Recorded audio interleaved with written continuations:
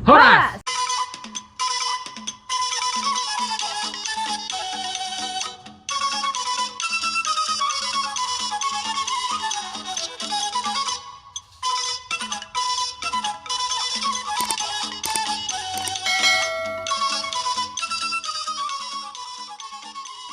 Sada, dua, tolu.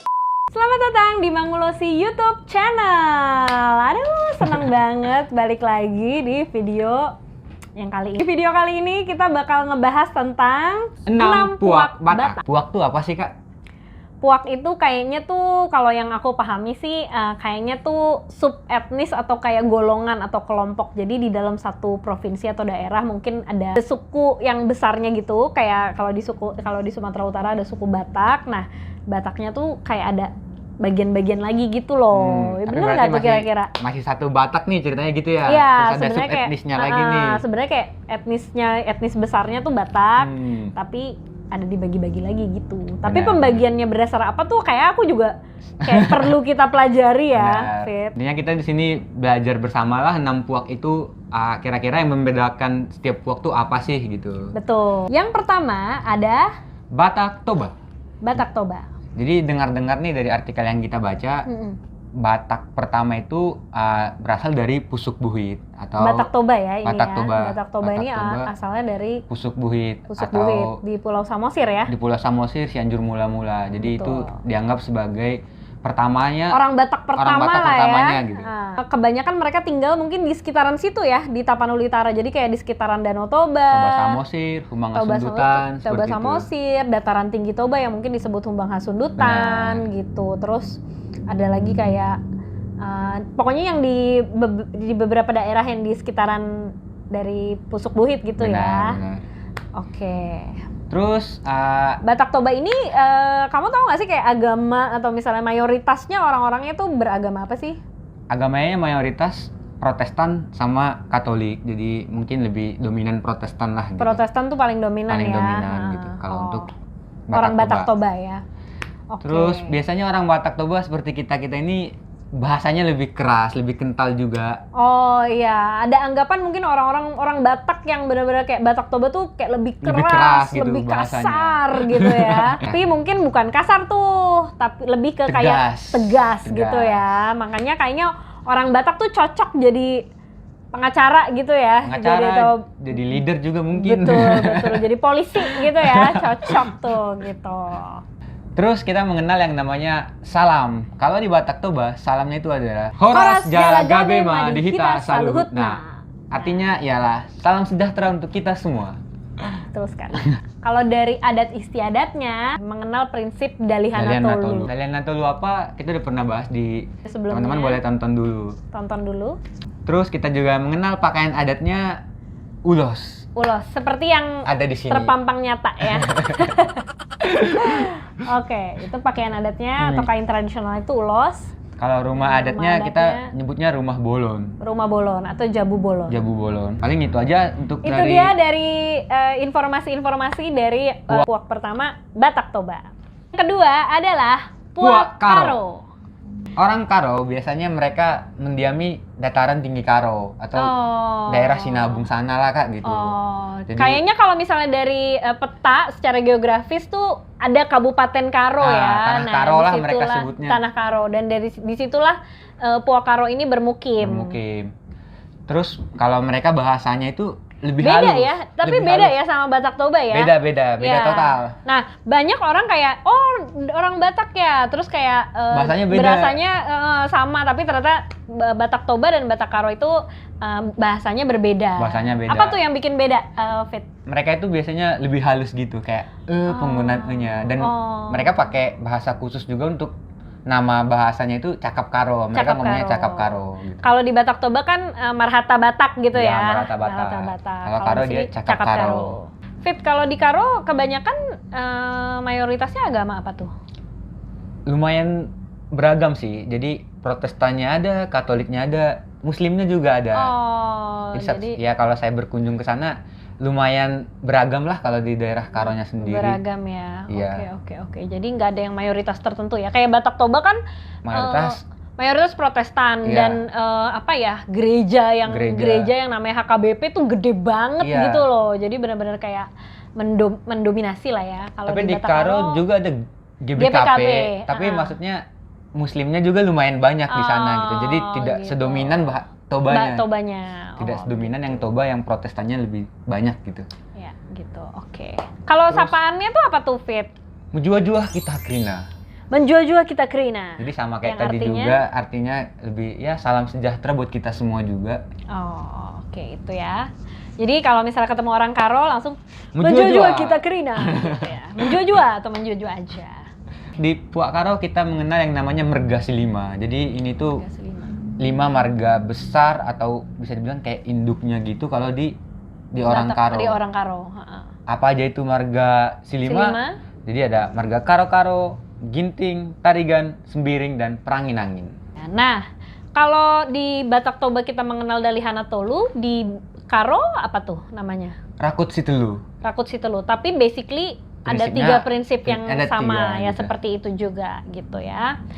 Kalau pakaian adatnya yang paling terkenal Uis Karo biasanya. Uis Karo ya, kain tradisionalnya gitu. Kalau di Mangolosi juga ada tuh. Oh ya. Uis sama jongkit juga ada. Boleh lah. Jadi langsung dicek ya @Mangolosi. Oke, kalau rumah adatnya? Kalau rumah adat Toba kita Jabu Bolon. Kalau Karo dia Siwaluh Jabu. Nah, beda jauh sama Toba. Bentukannya berbeda jauh dari Toba. Jadi pas kita lihat tuh emang, oh ini Karo, langsung kelihatan. Langsung kelihatan ya. Gitu.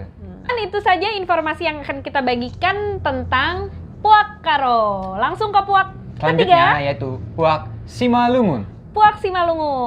Jadi Puak Simalungun ini mereka lebih banyak berdomisili di daerah Simalungun, di daerah Kabupaten Simalungun, Kota Madya, Pematang Siantar juga. Oh, oke. Jadi benar-benar kalau secara geografis kita bisa lihat tuh ya, Kabupaten Simalungun dan Kota Madya, Pematang Siantar. Terus dari bahasanya juga, bahasa Simalungun sangat-sangat halus dibanding bahasa Toba ataupun bahasa Karo. Oh, jadi lebih halus lagi gitu ya, Simalungun. Oke. Tapi biasanya sih banyak miripnya juga sama bahasa Toba, bahasa mereka. Oke, kalau berdasarkan agama dan kepercayaan tuh dominasinya apa tuh? Kayaknya mirip Toba juga sih. Jadi Protestan sama Katoliknya, dominan Protestannya. Tapi mereka punya juga, kalau kita Protestan di Batak Toba HKBP, mereka punya juga untuk kayak Simalungun GKPS. Oke. Terus kalau sapaannya beda lagi nih Kak. Kalau orang Simalungun tuh biasa sebutnya Horas Bantah Haganupan, Salam Habonaron Dobona. Jadi Salam Habonaron Dobona itu mereka pengen ngejelasin bahwa kebenaran adalah asalnya gitu, dan orang Simalungun sangat senang dan bangga dengan itu. Oh, oke. Jadi itu yang ada di salamnya gitu ya. Selalu dibawa sama mereka. Selalu dibawa. Oke, kalau di Batak Toba tadi kan ada Dalihana Tolu. Berarti kalau di Simalungun juga ada dong ya? Nah, kalau Simalungun tuh menyebutnya 3 saunduran 5 sauduran. Artinya ketiga kedudukan disandang oleh 5 manusia.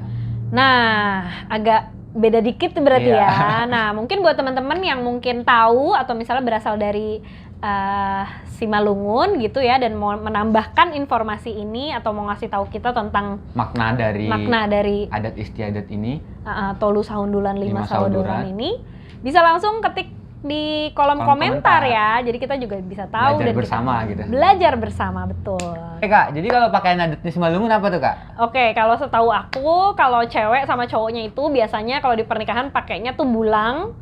Terus bulangnya itu ada warna-warni gitu, seru deh. Sama kalau cowoknya pakai gotong. Gotong ya, yang panjang gitu ya?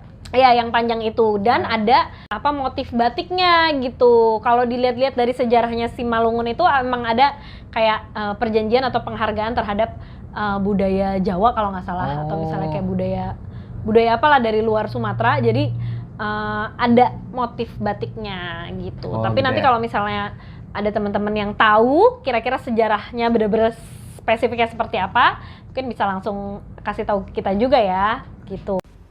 Ternyata guys, setelah ditelusuri, pada zaman dahulu kala, Raja Simalungun memiliki perjanjian kerjasama perdagangan dengan utusan Kerajaan Majapahit. Sebagai simbol ikatan kerjasama tersebut, utusan Majapahit menyerahkan beberapa helai kain batik kepada Raja Simalungun. Dan sebagai bentuk penghargaan tersebut, Raja Simalungun menggunakan kain batik sebagai penutup kepala. Kalau ulosnya sendiri juga ulosnya gimana, Kak? ada yang namanya hiou, ada yang namanya ulos hati rongga, kain tapak catur gitu. Itu motifnya beda-beda gitu. Nah, di Mangulos itu juga ada. Sip. Karena kita lengkap, say. Kalau rumah adatnya namanya apa, Kak? Kalau di Simalungun tuh? Nah, katanya sih sama rumah bolon juga. Tapi aku nggak tahu ya, apakah dari segi arsitektur atau interior atau misalnya kayak bentukannya itu ada perbedaan atau enggak gitu. Oke, Kak. Lanjut ke puak selanjutnya. Puak keempat Yaitu adalah puak pak-pak. pak-pak.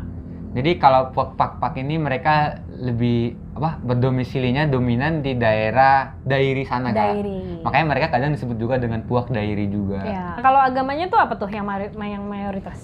Jadi yang literatur yang kita baca jadi udah banyak juga yang beragama Muslim. Protestan sama Katolik juga. Oke, jadi bervariasi ya. Bervariasi. Oke, kalau dari segi bahasa, pak-pak itu lebih deket ke Toba, Simalungun atau punya sendiri atau lebih deket ke Karo atau gimana? Sepertinya lebih dekat ke Karo. Oh. Jadi tapi mereka lebih kasar dari Karo. Bisa dibilang ya mirip-mirip Toba lah. Ke ininya ya logatnya. Gitu. Oh. Kayak gitu. Tapi Jadi, secara bahasa lebih mirip ke Karo. Seperti itu. Dari salamnya juga mirip-mirip. Kalau di Karo mau jua-jua, kalau di pak-pak mereka menyebutnya njua-jua, membantah Karina. Oh, juah-juah mau bantah Karina. Iya benar, gitu ya. mau bantah Karina. Artinya sih sama. Sama aja, salam sejahtera untuk kita semua. Oke, kalau misalnya dari adat istiadatnya? Kalau adat istiadatnya mereka menyebutnya dengan sulang silima, kelima unsur kehidupan. Jadi teman-teman yang paham arti dari sulang silima ini boleh isi di kolom komentar biar kita bisa sama-sama belajar juga. Yes. Nah, kalau pakaian adatnya itu yang setahu aku namanya oles tuh. Gitu ya. Oles adalah nama sarung atau kain tradisionalnya, bulang-bulang adalah penutup kepala untuk pria, dan saong adalah penutup kepala untuk wanita.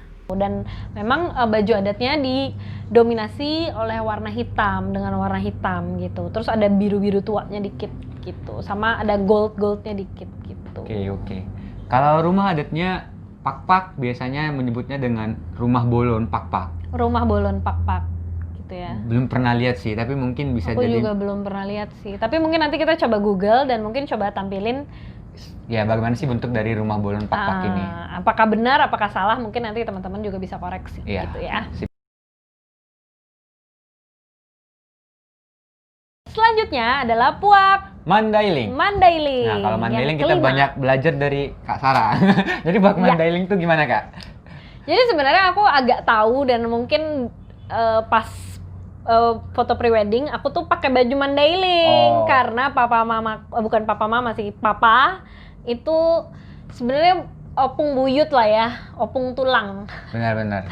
Itu membuka kampung di wilayah Tapanuli Selatan gitu. Jadi aku lebih banyak kalau dari papa pakainya tuh ada Tapanuli Selatan gitu yang disebut mungkin lebih banyak sih judulnya Akola ya. Kayak aku tuh orang Akola gitu loh. Dan aku gerejanya tuh GKPA gitu loh. Kayak papa. Ini yang ini kita bahas adalah yang Mandailing duluan, baru Akola gitu ya. Oke.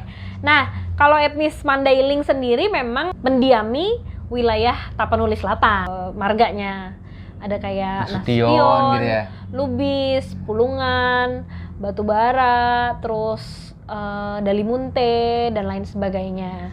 Nah, yang disebut Mandailing itu juga banyakan sih yang berdomisili di Mandailing Natal, di mana itu adalah ujungnya gitu loh, kayak udah mau mendekat ke Padang. Sumatera Barat ya, ke Padang. Benar. Gitu. Makanya dari segi pakaian, dari segi bahasa mungkin juga dan logat gitu juga banyak dipengaruhi oleh agak ke Padang-Padangan. Jadi perpaduan bahasa Padang sama bahasa Toba. Kayaknya lo udah tahu ya salamnya ya. Salam Mandailing tuh gimana sih? Kalau salam Mandailing tuh horas ton lima dingin, pirma ton lima togu, sayur matua bulu. Jadi di orang Toba juga ya lumayan sering make salam ini ya. Ya. Oke. Nah, dari segi adat istiadat juga menganut sistem itu ya, Dalihana Tolu. Nggak terlalu berbeda signifikan lah secara konsep prinsip dasarnya gitu. Terus kalau pakaian adatnya Kak? Pakaian adatnya itu ada namanya ulos godang. Nah, ulosnya tuh kalau di selatan itu ulosnya tuh kayak cuman satu jenis gitu, nggak kayak kita kan gitu kayak ya? radamnya ada sadum, ada ragi hotang, ada sibolang, ada ulos apa yang lain gitu kan, kayak ulos Bintang Maratur gitu. Bintang Maratur, Mangiring gitu Mangiring kan. Nah, gitu. kalau di Selatan, daerah Mandailing. di daerah Mandailing tuh ulosnya tuh cuman satu jenis dan itu dipakai di berbagai macam acara gitu. Rumah adatnya namanya Bagas Godang. Kalau di Mandailing itu karena mungkin udah pengaruh Padangnya atau Sumatera Baratnya itu besar, jadi mungkin mayoritas adalah Muslim. Dan selain Mandailing, yang mendiami Tapanuli Selatan itu nggak cuma Mandailing, tapi juga ada puak yang namanya Angkola. Ini tadi udah aku singgung ya, udah aku sebutin. Jadi kalau puak Mandailing ini dominannya di mana Kak? Soalnya aku punya teman tuh kalau nggak salah di daerah Sepirok ya. Nah, sebenarnya aku juga kayaknya nggak bisa diklasifikasi gitu. Kayak misalnya di daerah Sipirok, banyakan Akola, atau misalnya itu banyakan. Karena semua kayak udah membaur gitu. Jadi kita nggak bisa tahu juga sih, tapi yang jelas itu di Tapanuli Selatan. Dan juga dari segi pakaian adatnya, itu juga udah sangat-sangat mirip gitu. Dari bahasanya, terus juga dari marga-marganya. Kalau dari sapaannya? Sama sih. Sama Mandailing juga ya? Iya, sama. Mereka masih sama menggunakan Horaston lima dingin, Firmaton lima togu, sayur matua bulung. Oh gitu. Jadi nggak ada bedanya lah sama Mandailing gitu. Iya. Dan gitu juga dari segi pakaian adatnya. Tapi cuman ada sih kayak yang bedain dan itu dikit banget adalah kalau Akola itu mungkin bajunya tidak didominasi sama warna merah, tapi warna hitam. Tapi sih semua-muanya kayak dari jenis ulos yang digunakan, terus kayak adat istiadat atau misalnya kayak upacara-upacaranya tuh sama aja sih. Mirip ya? Mirip banget. Nah, itulah tadi ke-6 puak Batak yang sudah kita bahas di episode kali ini. Kalau misalnya ada informasi-informasi yang kurang, mungkin teman-teman bisa langsung tambahin ya di kolom komentar. Kita bisa baca sama-sama, nanti bisa belajar lagi bareng teman-teman. Bisa belajar sama-sama juga. Kita pamit dari episode yang kali ini. Sampai jumpa di episode selanjutnya. Bye.